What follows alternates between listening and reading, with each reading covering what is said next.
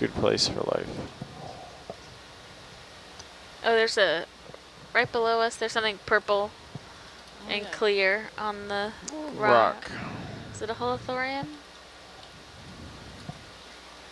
Survey says yes. Yeah, looks like it. Yeah. Go ahead and push that in there, Riley. Different one than we saw before. Oh, look at the. Well, You yeah, can really I don't think they see- move that Track. quickly. Well, okay, That's Greg. really cool. beat that us here. intestinal tract. Oh my gosh. It's got a belly full of That's sediment. crazy. Whoa, it's moving. It is Maybe one alive. video set up. Wow. That's wild. That's spectacular. Oh, so they scoop up sediment and they eat sediment and they're basically like cleaning off all the little microscopic like Yeah. life particles, diatoms, stuff like that. Yeah, anything organic. They are processing out of the sediment, and then they excrete the sediment, cleaned off. That's really cool. There's a lot of sediment in there. It really is. I feel like this little guy doesn't live a very private life.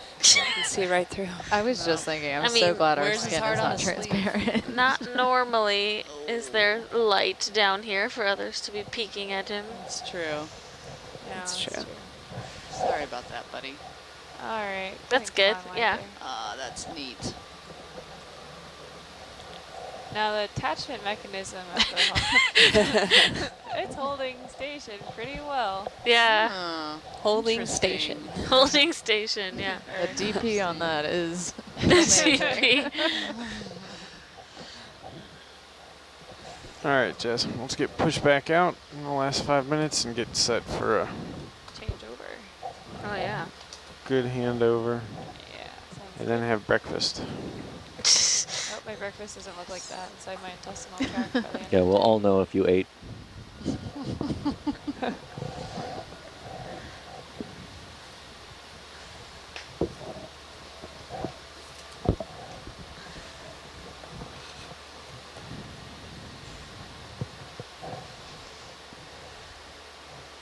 Marley, you want to come full wide for a moment? I'm just going to line up my camera real quick.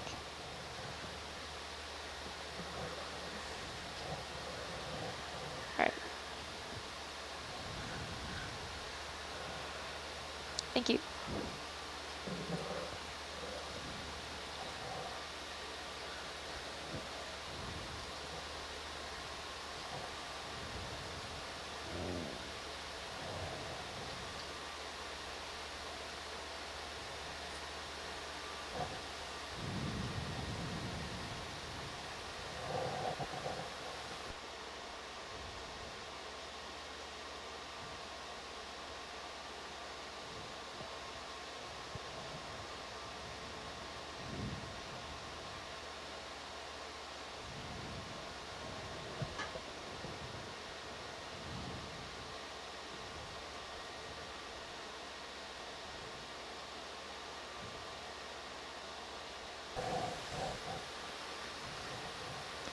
So Megan, would this be considered a talus slope? Or You know, scree. Definitely not scree, that's for sure. I don't know if I would call it a talus slope. I think there's talus around here, but it's also a little bit hard to tell how much of it is in place versus little pieces. I think a lot of it is little pieces, but we have been seeing quite a bit of in place lava flows as well. Roger. Right here, it seems a little less than where we were like a minute ago, but Roger. yeah, it's definitely basalt talus.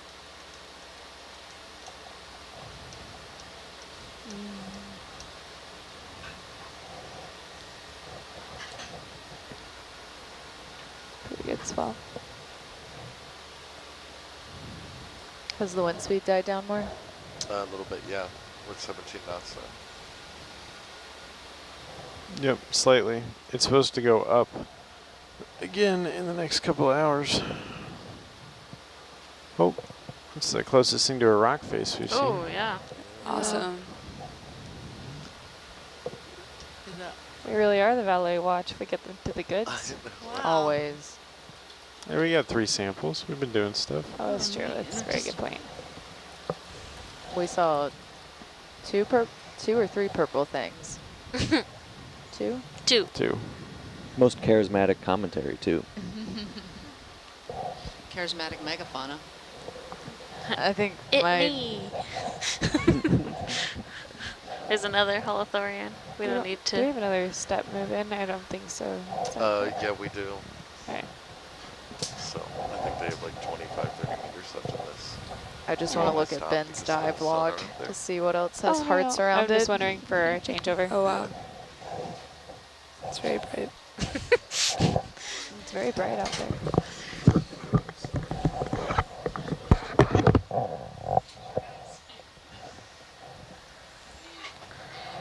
Good morning. Hey.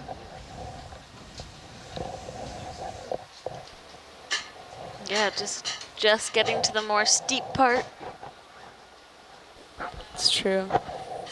We'll be able to watch it from From our breakfast table. Oh, yeah. there's a little coral. something, yeah. But I don't want to, they're switching over, so.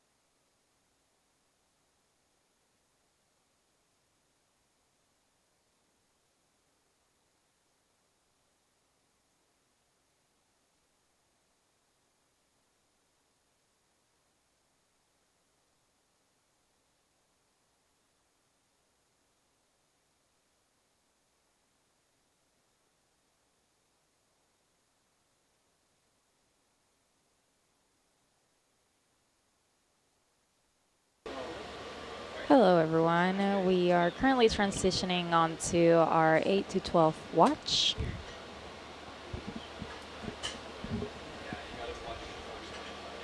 We're currently exploring a previously unexplored and unmapped guyot located to the south part of Johnson Atoll.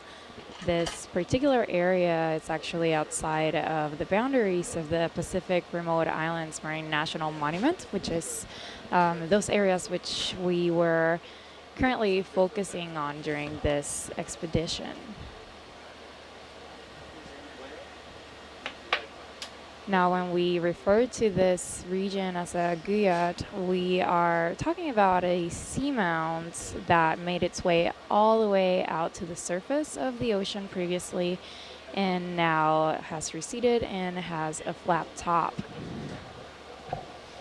Right, Yashira Emil here. It looks like the subsidence rates for geos are along the Hawaiian Ridge. They're like roughly 200 meters every 10 million years, and so the depth of this one matches up to a seamount that would be about 70 million years old and gradually subsided. Thank you.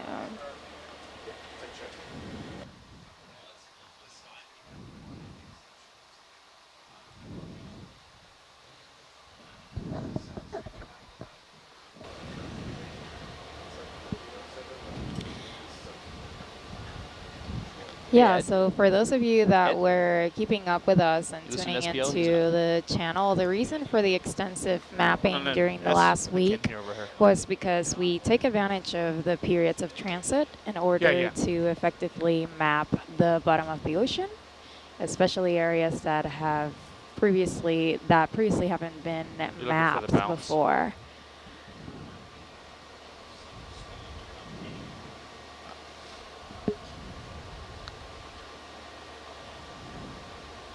You want to see the cable moving? No, just like the previous dives during this cruise. Like she's taking in right now. We are focusing on studying the geology of the area as well as the biological composition. So we're looking for any hot spots with high density and diversity. Okay. Yashira, before I hooked up here, did you mention the depth difference between what we expected here and what we actually mapped? No, I haven't. Yeah, so the previous data we had on this area, besides the estimated bathymetry from satellite, which looked quite shallow, like within a few meters of the surface, was a single track of single beam sonar, and that indicated a 20-meter minimum depth.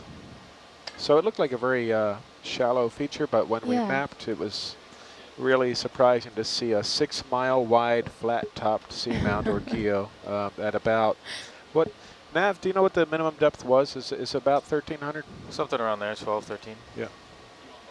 Oh my God. Oh, gee. But geos are interesting. That they have some, they're known to have wide diversity of species, biological species, and some that are unique to geos. I think at the summit you get some sedimented areas where you'd have some invertebrates that you might not see elsewhere. I'm not up to speed on all those species, but we'll certainly be looking at both the geology and the biology as we ascend this ridge on the southern side of the geo. Trevor, you good for another step? Yep, sure am. Bridge now. So we're also looking for geologically different features when it comes to this site as well, right? Thank you. Since it has made its way to the surface previously. Since it was, since it was assumed to be at the surface, at the cap, at the summit, we could expect some carbonate, perhaps a carbonate cap that's formed from shallow water corals, maybe some fossilized corals. Perhaps a thick area of sediment at the surface. Depends on, some geos are scoured by currents, by internal waves, tides, and others have a pretty good bit of sediment up there, just from the marine snow raining down, and eroded corals. Emil, As I've been sitting here, it looks like winds have been around between 20 and 22 knots. Current is 1.2, so that's up there. I'll just keep an eye on it and let you know as the dive goes on. Right. Trevor is all coming from the east, and we're going up the hill to the east. So if anything were to happen, we'd be Pulled away. pulled away. I like that. Yeah.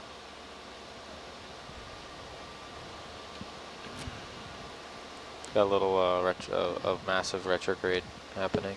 Massive eye. Bridge now.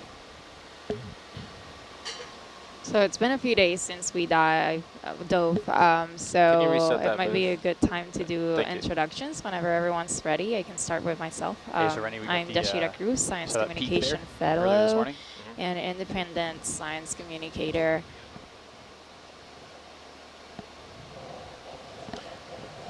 Hi, in the back row here, I'm Petroncio, watch lead, co-lead scientist for the expedition.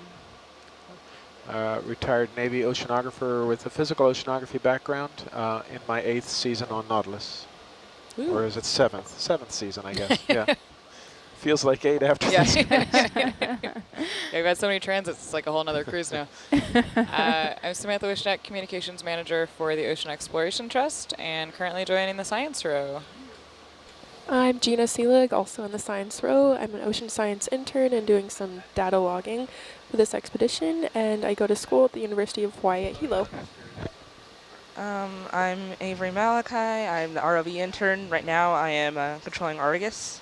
I go to school at Colorado Tech with my master's in computer engineering.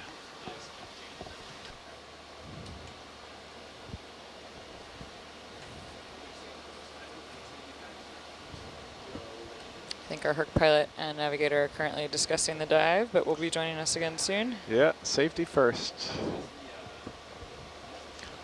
So on Nautilus Live, you might hear conversation yielding to other conversation, and we actually do have a sort of hierarchy of conversation. It's operational conversation first, so that's when there's a ship move or pilots need to talk to each other or to the navigator, or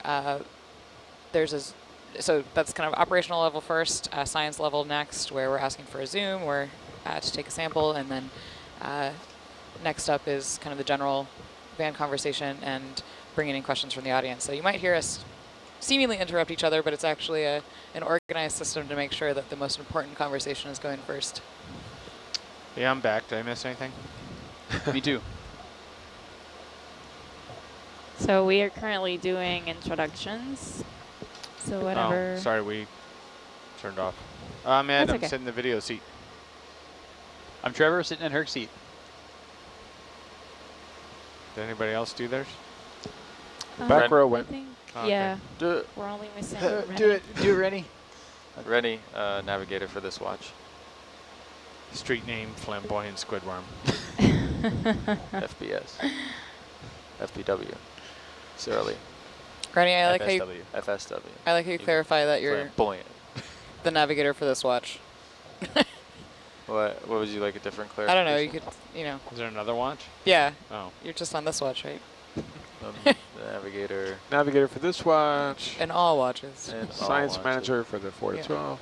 Watches One above, thing watches below. we've been looking at with the navigators is the weather in the area. So there was the remnants of a tropical storm Anoki, which it quickly formed and quickly dissipated, but the remnants of it are expected to pass north of us over the next couple days. And we're looking at the wind and seas and making sure we're safe to launch and recover the vehicles. In addition to wind and waves, I was talking to Trevor this morning about winch tension. When we are on a deep dive like this, we've got a lot more weight just from the cable that was paid out in addition to the vehicles. So we look at the tension in thousands of pounds on the winch and try not to exceed a safe limit there. And waves can kind of exacerbate that, right, Trevor? That's right, yeah. The more up and down we go, the more shock loading you can get on the cable, and the more this winchcraft goes into the up part instead of the down part. That's not what you want. So right now, we're seeing about 7,000 to 10,000 pounds, totally within That looks all good. safe working loads. But if the waves come up, or if we get deeper, or you know, some combination thereof, then that can change. So we're proceeding east and then to a waypoint on the ridge that will then start ascending the spine of the ridge to the northeast as we work our way towards the summit of this geo. So they look like mesas if you're familiar with the geology of the southwest US, but mesas have been weathered by wind and rain and in some cases rivers early on in their life, but those are ancient geological features, and so are the geos. Typically we're looking at Cretaceous era, you know, in the range of 110 to 66 million years ago for the formation of these features, and then volcanic features that reached the surface became eroded as the crust beneath them cooled and created subsidence. So gradually sinking down. And pretty interesting features to explore. There have been several geos mapped and a few explored in the limits of the Johnston Atoll unit of this. Ed, could you give me super extra wide, please? Pacific Remote Islands Marine National Monument. We're just south of the monument boundaries. Okay, thank you. And so when we reach the summit of this one, we may see some effects of trawl fishing. Bridge now. Okay. Which I believe can extend down to 1,500 meters in some cases. Okay. We add one more step. Thank you.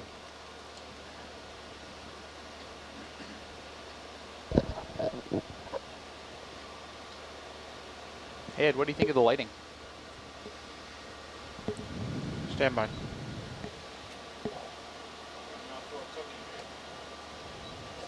Sorry, bad timing. Where did that come from? What's that? It's funny because it looks bright, it visually looks brighter on the right, and the scope kind of reinforces that. Maybe more white on the right too. More Yeah. white on the bottom. Well, I think it might just be that we have that big blotch of sand right there. That's what I'm thinking, yeah. So what if I line it up center on that's this one? looking fairly balanced. Okay. It's got a pretty big peak in the center. Peak of brightness? Yeah. Yeah, that'll happen. Okay, let me get a little closer, see what that does to us. Yeah. Okay, thanks. You can reset it.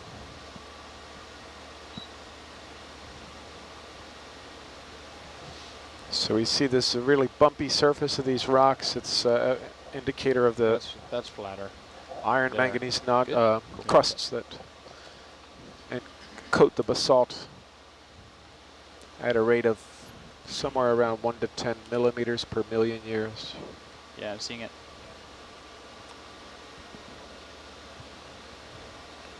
Huh.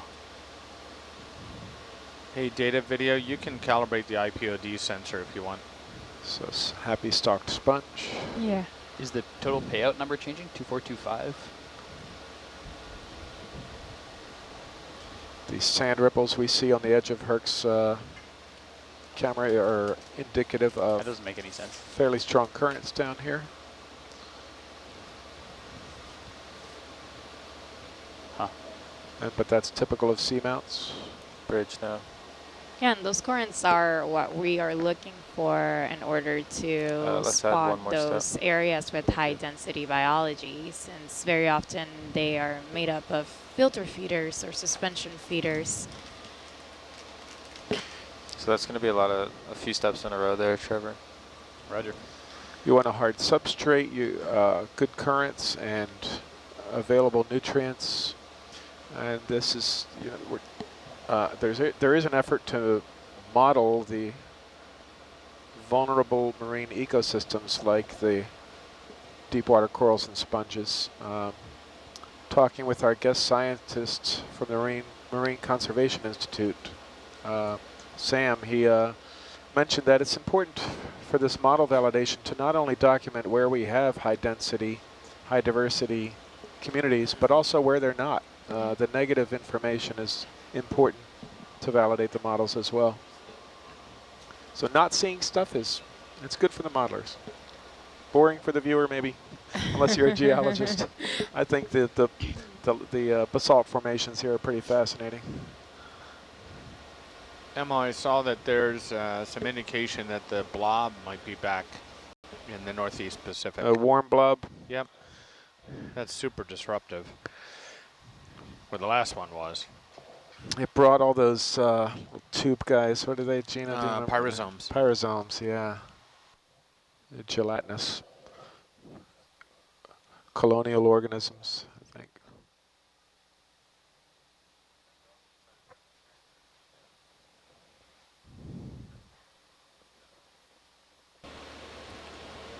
Brought a lot of disruption up into the shoreline of the North America as well. I think Richard Dewey and Kim Juniper published on that last year, I think. It attracted a lot of interest. I don't remember the specific impacts other than some species that you don't normally see. Yeah. What is the blob? It's well, I'm the video guy, so having said that. An anomalously warm water mass. Yeah, concentrated over, I mean, it's over a large area, but it just kind of hangs there. And it affects weather and organisms that are in the, in that area. You start seeing fish in areas you would never expect to see them outside of their normal range. Fisheries are impacted. Some weather effect as well. Return of the blob. Yeah. I think because it was fairly far north, it was in the United States and like Oregon and Washington, but certainly British Columbia saw a lot of impact from it.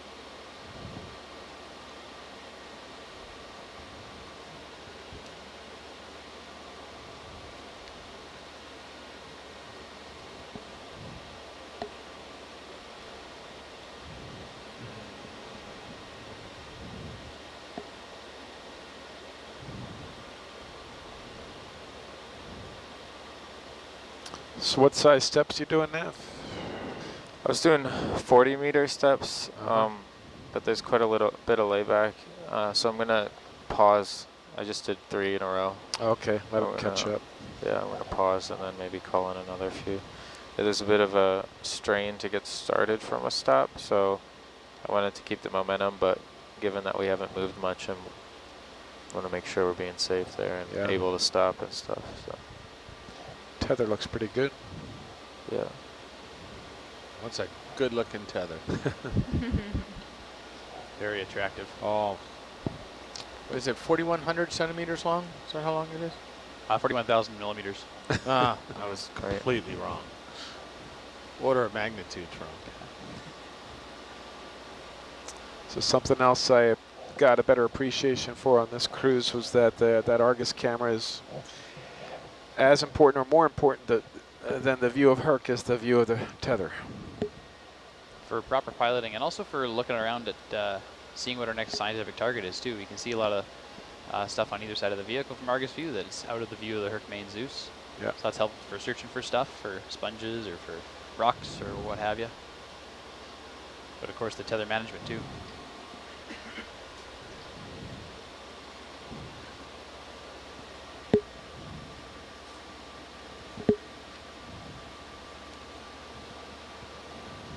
Now, Emil, do you think the iron manganese crusts can make the rocks around here somewhat shiny?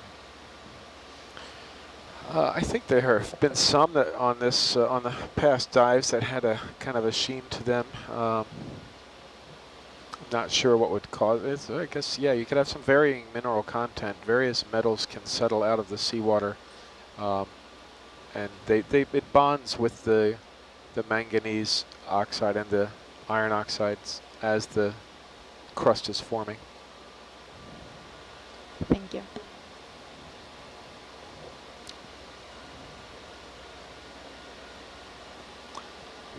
Hence the interest in someday perhaps mining the crusts.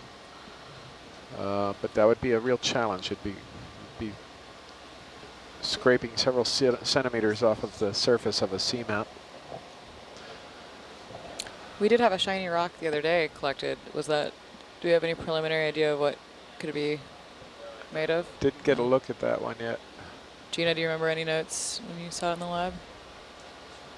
I'm trying to think which one that was. Yeah, I know, it was a few days ago. There was a smallish, shiny rock. Well, it was small when we were collecting it. Of course, it probably looks a lot different when it's up at the surface. But They do look different under Herc's lights. Yeah. These are pretty intense. These lights are, I think, similar to ones that are used in theatrical productions. They're really high intensity. Yeah, that's a good question. How bright are these lights, Trevor? How far apart are they? How bright? Bright. Ooh, that may be a question for Ed. Nah, not me. I've meaning to look that You're the up. video 'Cause guy. I've heard that asked before. Not the ROV guy, though. Yeah. We did, I think Dan Cormany looked it up at one point last couple cruises ago. But he got distracted and took them all apart. Wouldn't be able to tell you to reiterate what the lumens was. I remember hearing a number of 100,000 lumens on Herc and 120 on Argus, but I don't know if that's actually true or not. That might have been an outdated figure. Yeah, there is some data on at the Ocean Exploration Trust website, if not Nautilus Live, on the technology. They talk about the lights. Yeah, it's on Nautilus Live, Yeah. actually. And I Let's don't go know look. when the lesson that was updated. I think that's where I'm getting my number from. So The Nautilus Live page should be accurate. Bridge nav. Let's check it out. We'll learn all together. So there's a tech tab on the Nautilus Live website. Can we have one step, please? we will know if it's Thank you, accurate Diamond if you George. tell me about Argus.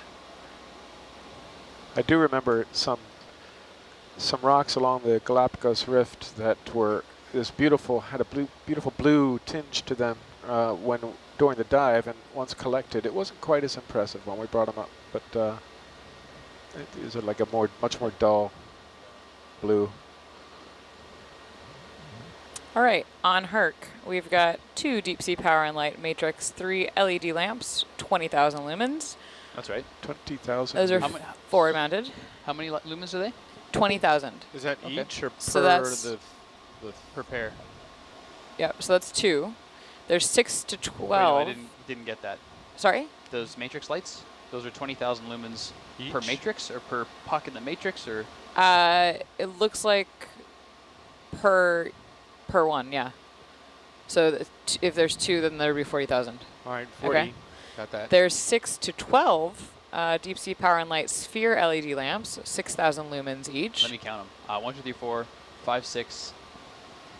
6 forward facing, 1 downward forward facing, 1 on starboard side, 1 on port side, and 2 aft. 10. How many was 11. that? 11. All right. Times how 11. many? 11. 6,000. I'm guessing that's 66. Approximately. Yep. So we're So about that's about 100,000. 100,000. 40, so we're 104. Yeah. Nice. Cool. Yeah, if you want too many details about Hercules, you can go to that tech page. Is there the Argus one still? I'm curious there what is, those yep. CapEx lights are, because we have 3 of them installed right now. Yep. You can even learn about our digital data channels. Hey, Trevor, can you kind of swivel to the right and check out some of these Gotcha. rocks? Did you get the lumens on those ones, Sam? I'm getting there. Jeez. I'm just- Don't you have something to do up there, Can you Trevor? answer Aren't you doing anything? No. We've got 3 Cath X Aphos 16 LED lamp heads, 28,000 lumens each. That sounds right. Okay. And 2 deep sea power and light, 250 watt incandescent lights. The aft. Those would be the butt lights. And downlight. Is there only one butt light on the back? Okay. and then 1 It's downlight. Herc that has 2 in the back. And these are all accurate as of the last oceanography supplement, Right. which so it's 2018 or beginning of this year, 2019. We also have 1 emergency kerosene lamp. It has to be hand lit by Bobby Argus. So he can find his way out. Yeah. We do have actually an emergency light on Herc, a flasher. Yeah, we do. Yeah, we didn't count that. Yeah. Blinker. Blinka. Blinka. Was that pressure activated? It's pressure deactivated. Ah, got it. Yeah. And sunlight deactivated as well. Really? Both? Yep. So that's why it's not blinky all the time in the water. Pretty clever design, actually. Pretty steep ascent here. 100 meters over 225 horizontal distance. Still getting good heaves there, Emil. We had another one 3 minutes ago, 14.5. Go ahead, Roger, data lab. thanks.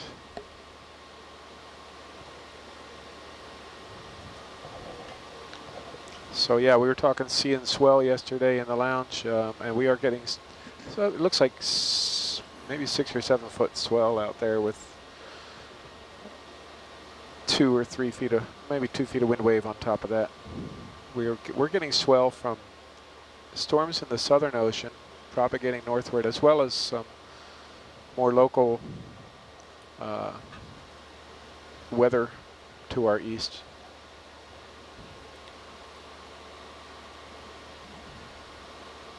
So Sam, what's the difference between sea and swell? Seas are observed in the fetch, so more locally close to where the storm is brewing, and swell is as soon as it leaves that region of fetch. Whew. Okay. How is the fetch area defined? Like where is that boundary decided? It's not hard and fast, but you're going to have an area where the winds are noticeably stronger, so 25 knots versus 5 or 10. But yeah, there's a little bit of bleed over, but it's the area where the noticeably stronger winds are going to be stirring up the seas. So Chrysogorgia puff or something here. Yeah, Ed, could you zoom in, please? Coming in. Yeah, nice one.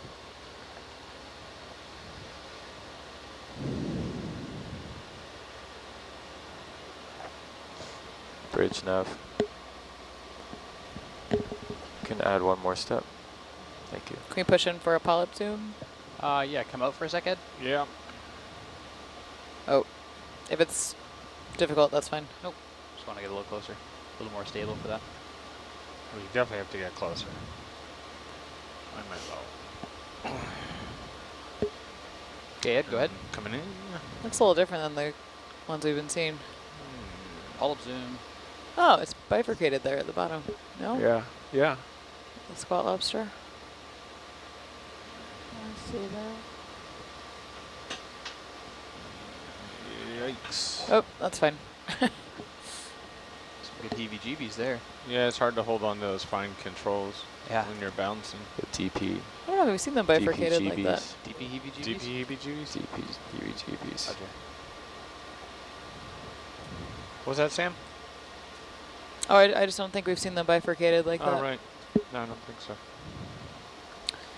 Emil, did you see the note that if we see any thin whip-like bamboo corals, that is of interest Oh, from okay. Steve? Let me scroll up here, Yep. catch up on the chat.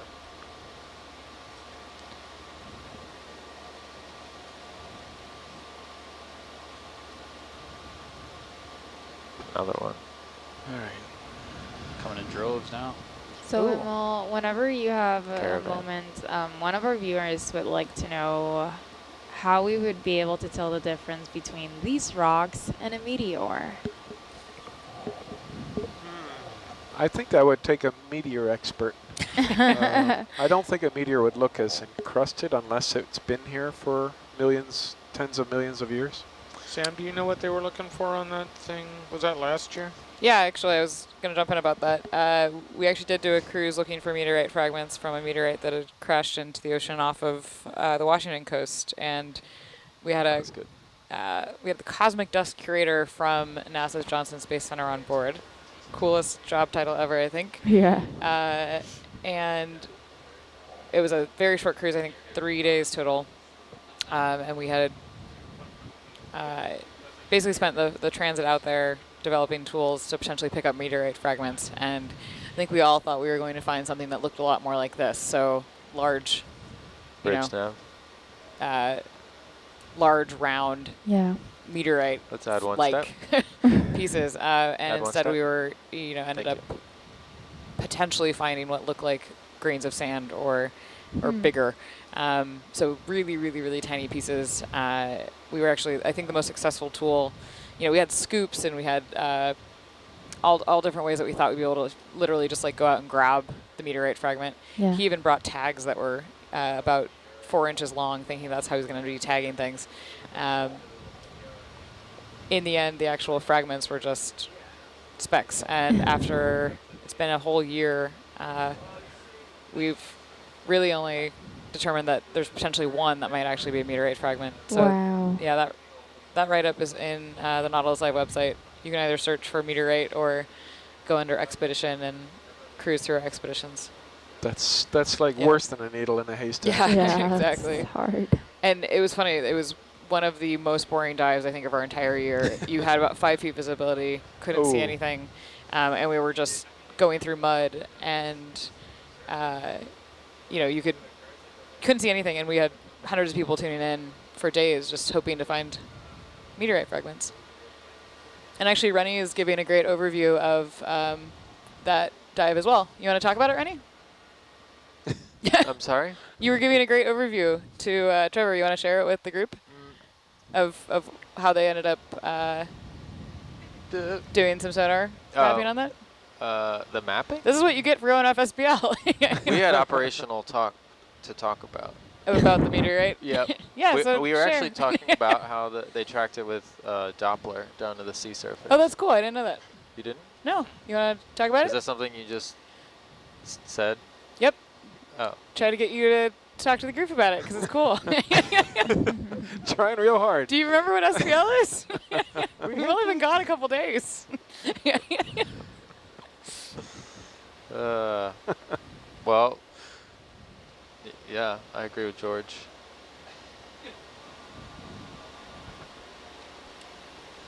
Good talk. Thanks. Hey, Rennie, can we get another step in, please? Do you want another? Yeah, if we get another, that'd be awesome. Bridge snap.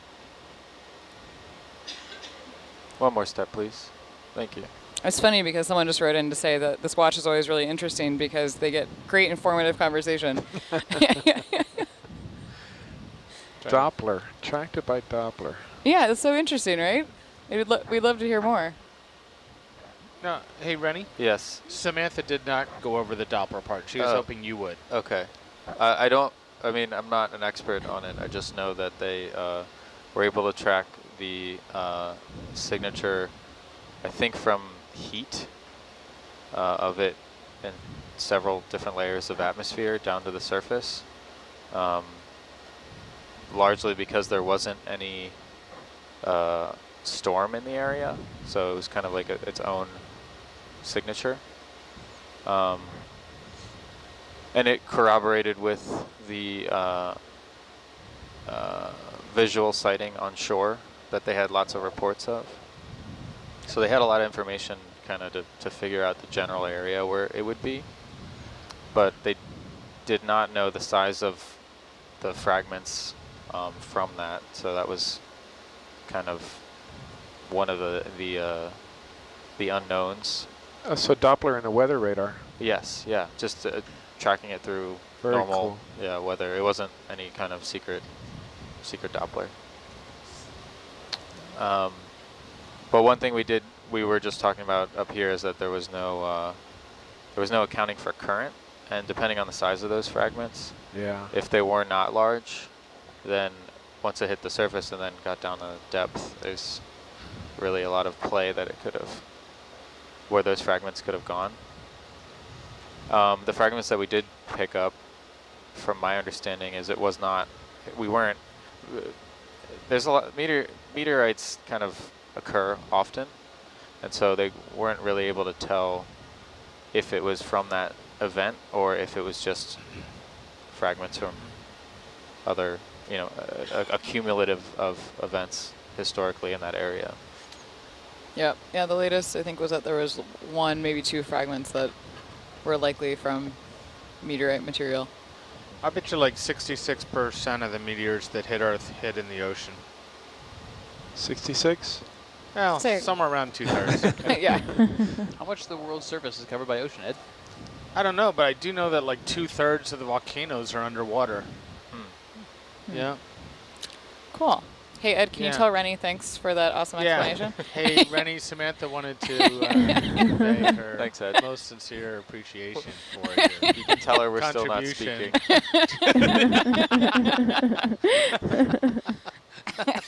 You want me to pass a note back there? So about 70% of the Earth is covered by ocean, so 66% of the meters sounds pretty reasonable.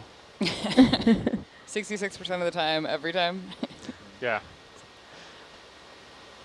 I think everyone was hoping for a bigger fragment, but that was just unknown if there were any, or if they were just the high sedimentation rates in the area. And yeah. Kind of a lot of reasons why we wouldn't know. And if it was just a single one, you're looking for a needle in a haystack. So. One of my favorite sampling packaging, I guess, that Mark, who is the NASA dust curator, cosmic dust curator, brought on board was kind of a large silver container, maybe slightly bigger than a bread box, that he was intending to bring samples back in, and it looks like this very futuristic, like, space capsule. And it turned out it was just a keg. It was like a home brewing keg. Oh my But, you couldn't find anything that had the right specifications, space metal, capsule. Sealed. And that was his method, in addition to plastic bags and all the normal sampling. Referring to them as space capsules. That's awesome. Yeah. But sadly, he was able to go back with just a little bag of dust. I don't know. I'll call in a couple more. Sure. If NASA ever needs any of those containers emptied for scientific use. Yeah. You've heard it here first. Would you volunteer your time? One step, please. Huh? Can you volunteer your time for that? Yeah, that's good. I know a guy. Nav, can we take a quick look at backscatter? You have it available? I do. Yeah, I actually have it up on HYPACK Plan. Oh, good. I'll look there. But I can pull it up here if you want. No, I've got it. Go ahead, Colleen. Did you call?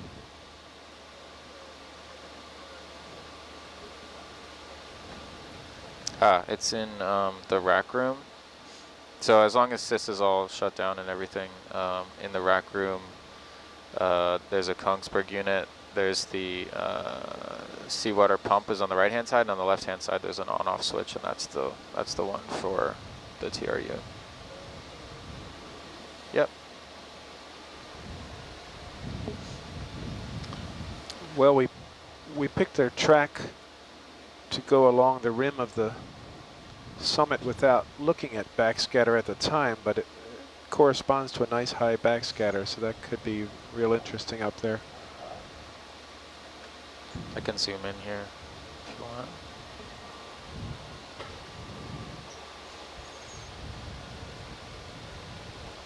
Yeah, I was surprised in the backscatter that the top was so dark. Yeah. Yeah, that indicates sediment, I guess. A nice heavily sedimented cap. Right. Could be carbonate and with sediment on top. And a relatively high sedimentation rate, maybe? Well, mainly that it was at the surface for a long time. Or I see. At the surface long enough to alter everything, and it's going to be carbonate and sediment.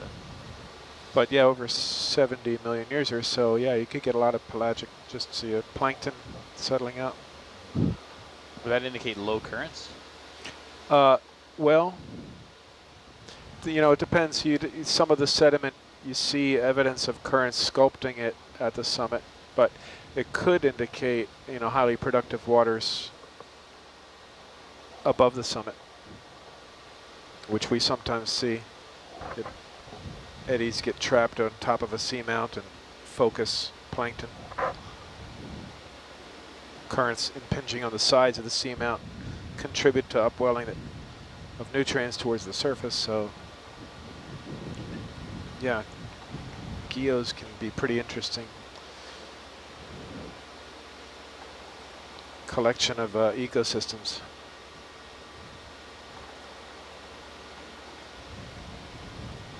So yeah, backscatter looks pretty decent on the ridge too.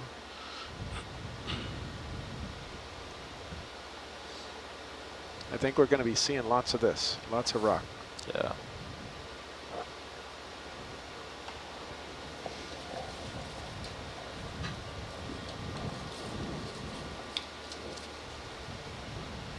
And this is still one of these dives where we're hoping to do like a kilometer launch? Yep. Good.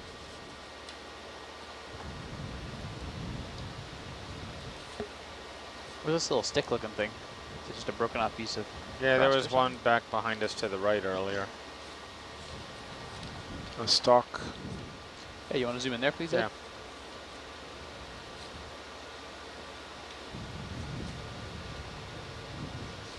Yeah, is it a sponge stalk? Oh. Looks like it. Yeah, I'd say so. Yeah, it looks like it. Okay. Thanks, Ed. I think there was a critter on the top.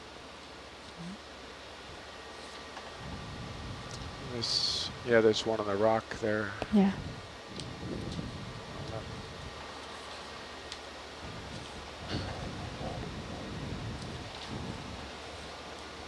Is that a coral there or a sponge on the left? Just past it.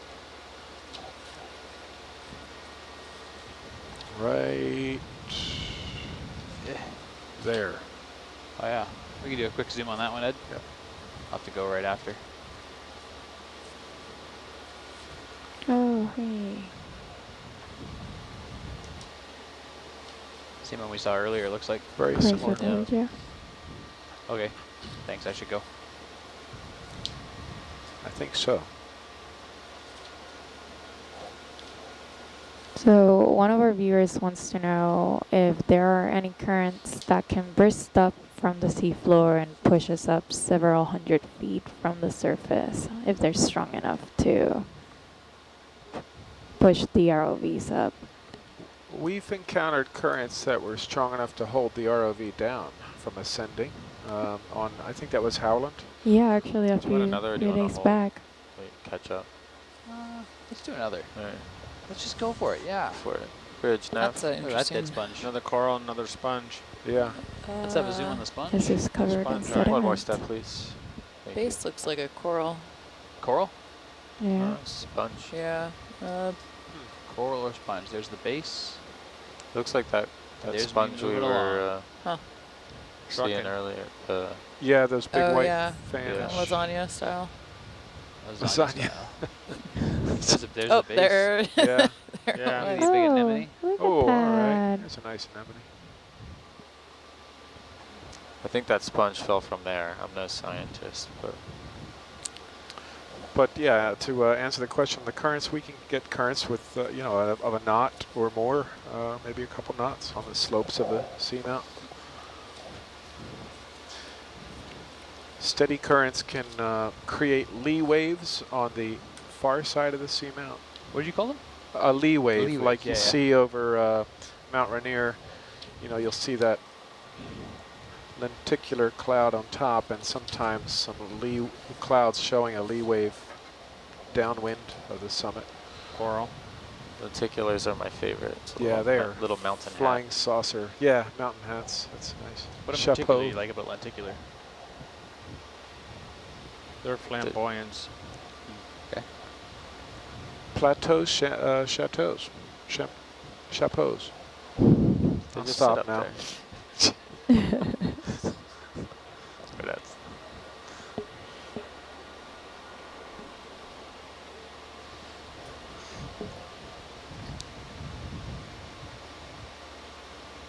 The other thing that Steve mentioned is that most stars past 2 kilometers are probably unknown in this area, so we'll want to zoom on them. Yep. Sea stars? Yep. A certain type. Yeah, I was looking at the Goniastrid, Goniastrids. which I originally thought was kind of the Sponge. if you're familiar with like bath stars and the intertidal, that similar body shape, but Okay. kind of a rolled edge. But it turns out there's actually a lot of different body Yeah. shapes for this. So look for a this star. group. Yeah. Sponge. Spongy. Looks like the little one we collected a couple weeks ago. A couple days ago. Yeah. Yeah. Yep. All right, great. Yester now. Yeah. Credit to Trevor for that phrase. I don't know where I got it from. I can't remember. Yeah. I sure do like it though. there's a stock crinoid up Yeah. there. Oh, yeah. Sure is. There's one. There it goes.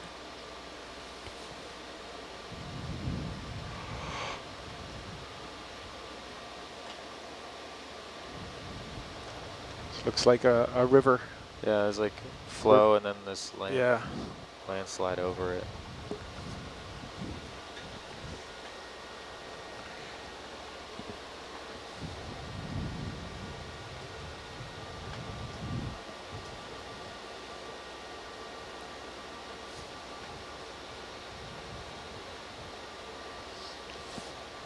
holothurian there? Is that purple? Yeah, I guess. Is it? I'm not sure. Tunicate? Sure. Slope should get less steep, so It's holothurian-y. call in another I three. think Yeah, you're that's what right. I thought. Roger. Okay, Ed, go ahead. Yep. There's some guts. It's a plump one. Got some spikies. Yeah, it's looking up. It's 10,000. Can you do the lasers? Oh, the spike Come is out a little above bit, 12. Oh, there we go. 10 centimeters. Okay, thanks.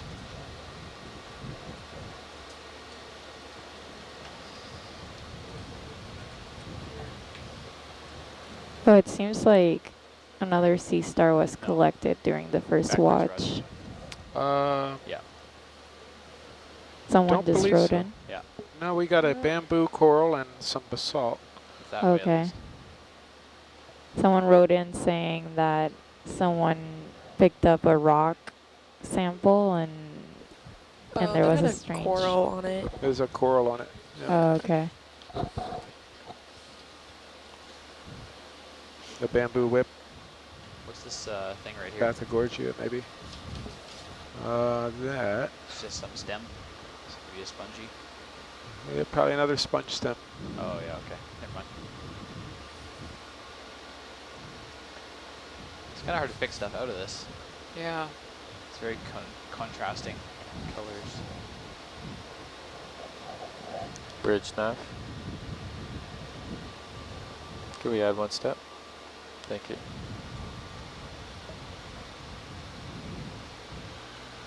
So Yashira, where do we have viewers tuning in from this morning? What was that? Let's see. I know someone weird tuned shaped in rock. from Germany a little bit earlier. Sponge. Morgan. Wrote in to say hi.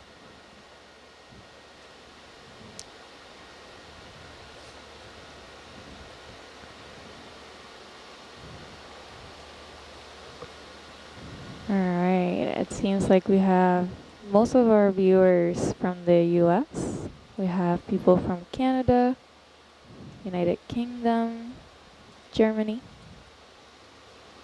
Sweden, France, Finland, Spain, Trinidad and Tobago. It's really cool. Italy, Ireland, Barbados, Argentina. Outstanding. People from all over. Thank you so much for joining us today. If you're just tuning in, we're on our way up You ever felt this before? a ridge on the southern side of a Press down hard. geo that was previously Select unmapped by something. multi-beam sonar. There was an erroneous fathometer reading from a previous cruise, just one track over the summit that indicated a 20-meter depth. It was way off. This is a They all have it. flat-topped seamount, or geo, that is a depth of about 1,300 meters. Even without that sounding, it was the size of it and the shape was expected to come up to around 500 meters. I think that just that one spurious data point was really localized. It was just a single one, and Emil and I we talked about this as like it could have been there was a strong biological layer and they got a return off of that. But yeah, geodes are rarely expected from satellite altimetry. Right. Really? Rarely defined by satellite altimetry. Right. Yeah, they'd have to be pretty darn broad, and they're typically, you know, they okay. can be 6 miles. This one is 6 miles across. It's one of the larger geos. But was still not able to be caught by that altimetry. No, I think it's more they just can see the anomaly and and define it mostly as more conical than. Because that's more normal? It's a slope of the sea surface that doesn't. Sure, yeah. I think it's also the resolution of the satellite altimetry and, you know, being able to say, oh, okay, if there's this mass under here, what shape? Oh, Is that what that submarine just recently ran into? That was in 2005. Yeah. The San Francisco. Did that hit it, Grill? I'm sorry? Did that hit a normal seamount or? Yeah. Oh, okay. It was a reef, actually. Was it? Yeah.